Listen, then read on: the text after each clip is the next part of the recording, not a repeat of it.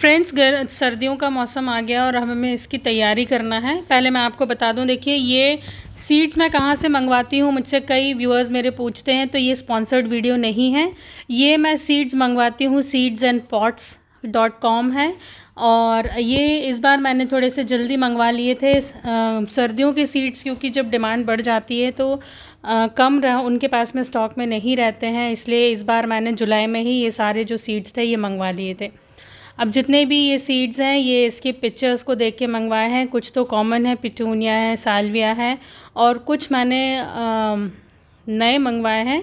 और उसमें मैं आपको नेम्स मैं बता दूंगी मैंने क्या क्या मंगवाए हैं। ये जो वीडियो मैं लेकर आई हूँ ये बिगिनर्स के लिए है, किस तरीके से पॉटिंग सॉइल बनाना है और उसको किस तरीके से लगाना है। मैंने रिसेंटली काफ़ी वेबिनार्स अटेंड किए हैं जिसमें मास्टर क्लास थी विंटर फ्लावरिंग के लिए।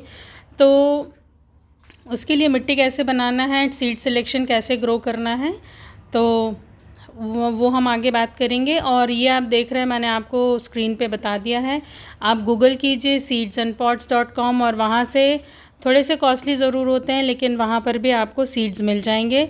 और दूसरे, यदि आपको सीड्स बल्क में चाहिए, थोड़ी ज़्यादा क्वांटिटी में चाहिए, तो फेसबुक पे बाय सेल बहुत सारे ग्रुप्स हैं, आप वहाँ जाके सर्च कीजिए। विंटर सीड्स बहुत सारे अभी सेल पर हैं।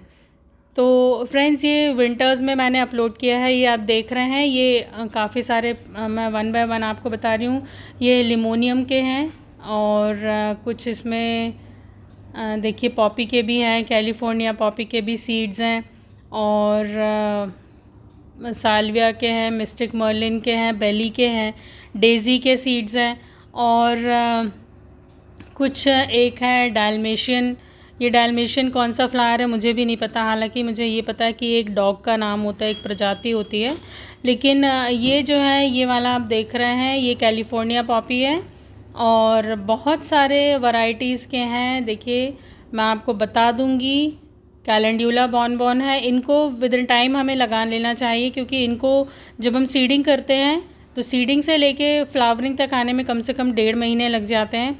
तो मैं आपको सिर्फ पॉटिंग सॉइल कैसे बनाना, उसको इनिशियल स्टेजेस पे लगाना कैसे, फिर आपको अपडेट्स टाइम टू टाइम मैं देती रहूँगी। तो आप इस तरीके से सीड्स मंगवा सकते हैं।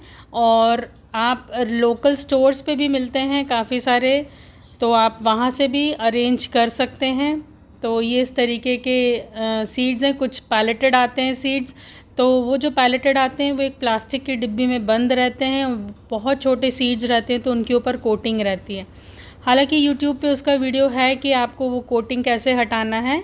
तो 10 सीड्स रहते हैं, वो 10 सीड्स के ऊपर देखिएगा ये छोटी प्लास्टिक की डिब्बी है, इसमें से बंद रहते हैं और येलो कलर की इसमें कोटिंग रहती है। ऐसा बोलते हैं उसको, गुनगुने पानी में यदि आप थोड़ी देर भिगा के रखें तो इनकी कोटिंग निकल जाती है, और फिर उसके बाद में आप इसको सो कर दीजिए। ये थोड़े से कॉस्टली होते हैं, 100 रुपये के 10 आते हैं।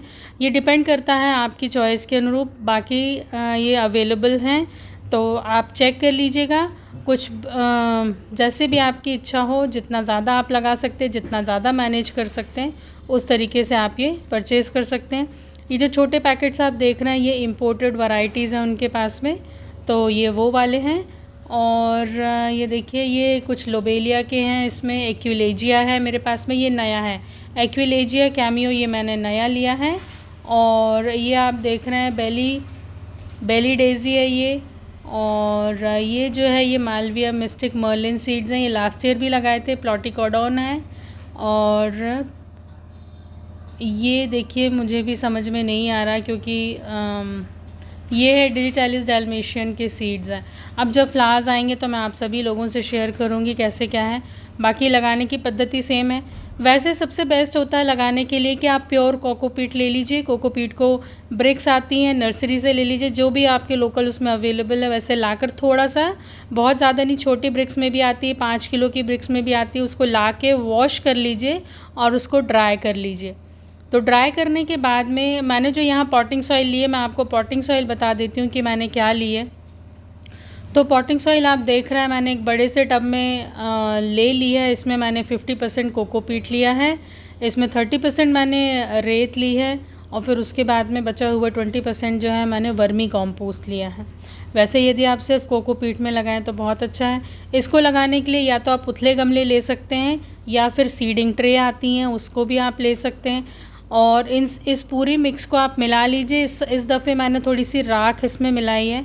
वुड ऐश कोई भी चलेगी, हम वुड ऐश बोल रहे हैं, उपले की राख भी चलेगी या फिर पत्तियों की या पौधों की जलाने के बाद में जो राख बचती है लकड़ियों के जलाने के बाद में, वो भी हम ले सकते हैं। इसको मिक्स करने के बाद में आप कम से कम 2 से 3 दिन आप इसे सुखा लीजिए, बहुत अच्छे से पूरी सॉइल को ड्राई कर लीजिए। यदि आपके पास में राख नहीं है, थोड़ा सा फंगीसाइड मिला लीजिए और फिर उसके बाद में जब हल्की सी नमी रहती है तो आप उसे या तो गमलों में, उथले गमलों में या फिर आप सीडिंग ट्रे में मिला के भर लीजिए और फिर उसमें आप सीडिंग कीजिए। टैग्स लगा दीजिए, आपकी यदि इच्छा है टैग्स लगाने की तो टैग्स लगाने से सहूलियत होती है। तो इस तरीके से आप सीडिंग कर सकते हैं। तो फ्रेंड्स, मुझे उम्मीद है मेरा ये वीडियो आपको पसंद आएगा। तो हम फिर मिलते हैं। Bye bye, thanks for watching, happy gardening.